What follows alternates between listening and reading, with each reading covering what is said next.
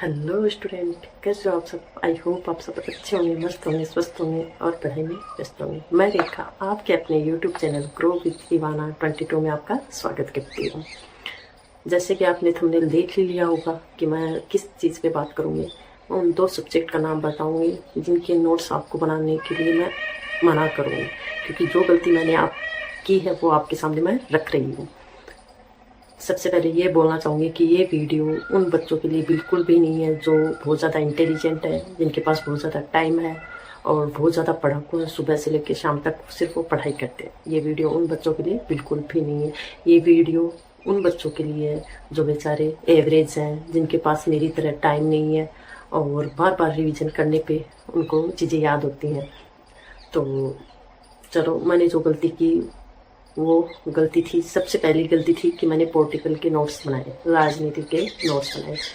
मैं नहीं मानती कि रीच लेवल 1 और पॉलिटिकल का कोई कांटेक्ट है। बेसिकली 1 या 2 क्वेश्चन रीच लेवल 1 में पॉलिटिकल के देखने को मिलते हैं, जिनके लिए हमें लंबे चौड़े नोट्स बनाना बिल्कुल भी ज़रूरी नहीं है। हर एक सब्जेक्ट में ऐसे कुछ टॉपिक होते हैं जिनसे बार बार क्वेश्चन पूछे जाते हैं। तो जिन सब्जेक्ट में कम क्वेश्चन आते हैं तो हमें उन्हीं टॉपिक्स को तैयार करना चाहिए जिनसे बार बार क्वेश्चन पूछे जाते हैं। तो पॉलिटिकल को पूरा पढ़ने की शायद गलती आपको नहीं करनी चाहिए। पॉलिटिकल में लिमिटेड चीज़ें पढ़ो, और पॉलिटिकल में आप ये भी नहीं कर सकते कि आप लंबे चौड़े नोट्स बना के पढ़ो और बुक या फिर बुक ला के खरीद के पढ़ो। आप पॉलिटिकल में कुछ टॉपिक हैं उनको अपने गाइड जो भी आपके पास साधन है उनसे पढ़ो, और बस इतना ही टाइम दो, ज़्यादा टाइम मत दो पॉलिटिकल को। दूसरा सब्जेक्ट है करंट अफेयर। करंट अफेयर में भी बच्चे क्या करते हैं कि नोट्स बनाने स्टार्ट कर देते हैं, और वो नोट्स बनाते बनाते उनको पता भी नहीं चलता कि वो नोट्स कब एक बड़ी सी बुक में कन्वर्ट हो जाते हैं, और उस बुक को पढ़ना बहुत मुश्किल हो जाता है लास्ट में। तो मैं यही मानती हूँ कि आप करंट अफेयर में आप वीकली क्लास देखो, और उसके बाद आप जिस भी प्लेटफॉर्म से आप क्लासें देख रहे हो, वीडियो देख रहे हो उनके, और उन्हीं के से आप वो बुक्स लेके और वो करंट आप कवर करो। आप करंट के लिए नोट्स बनाते हो तो शायद ये बहुत बड़ी गलती है। करंट को स्किप भी मत करो और करंट को के लिए नोट्स भी मत बनाओ, मेरा तो यही मानना है। और कुछ बोलते हैं कि कंप्यूटर को स्किप करो, क्योंकि बेसिकली हमारा सब पता है कि रीट लेवल 1 में बहुत लंबा चौड़ा सब सिलेबस है जिसको कवर करना बहुत मुश्किल है, और अगर हम उसको कवर भी कर लें तो उसको याद रखना उससे भी ज़्यादा मुश्किल है। तो हमें कुछ चीज़ें छोड़ के चलनी पड़ती हैं। तो कुछ बच्चे बोलते हैं कि कंप्यूटर स्किप करो, कंप्यूटर के 1-2 क्वेश्चन हमसे ऐसे हो जाएंगे और 1-2 बचेंगे वो पढ़ने पे भी नहीं होंगे। तो मैं नहीं मानती इस चीज़ को।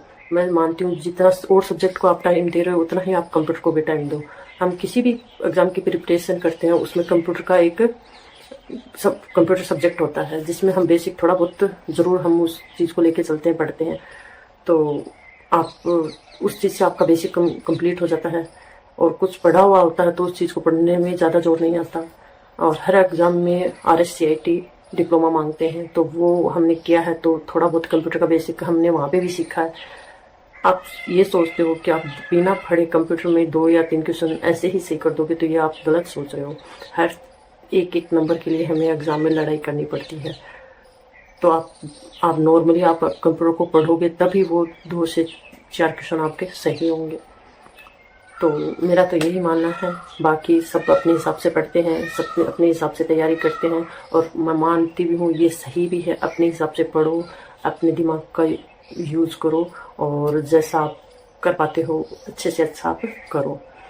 तो मुझे तो ये गलतियाँ लगी, मैं अपना ओपिनियन आपके सामने रख रही हूँ कि मैंने ये गलतियाँ की हैं। वो पॉलिटिकल के नोट्स सिर्फ मैंने बनाए और लास्ट तक मैंने एक बार भी उनको नहीं पढ़ा। और मुझे दुख नहीं है कि मैंने पॉलिटिकल नहीं पढ़ी, वो नोट्स नहीं पढ़े। मुझे दुख इसलिए है कि मैंने वो एक नोटबुक पूरी पॉलिटिकल के नोट्स में भरी। मुझे वो गलती नहीं करनी चाहिए थी। मेरे पास लिमिट टाइम था तो मुझे उस चीज़ को स्किप करना चाहिए था, लेकिन मुझे ये बात बताने वाला, गाइड करने वाला कोई नहीं था। ये चीज़ मैंने फील की है, इसलिए मैं आपके सामने रख रही हूँ। आप इन चीज़ों को लो, सही मानो या ना मानो, आप पे डिपेंड है। तो बस आज के लिए बस इतना ही। Okay, bye.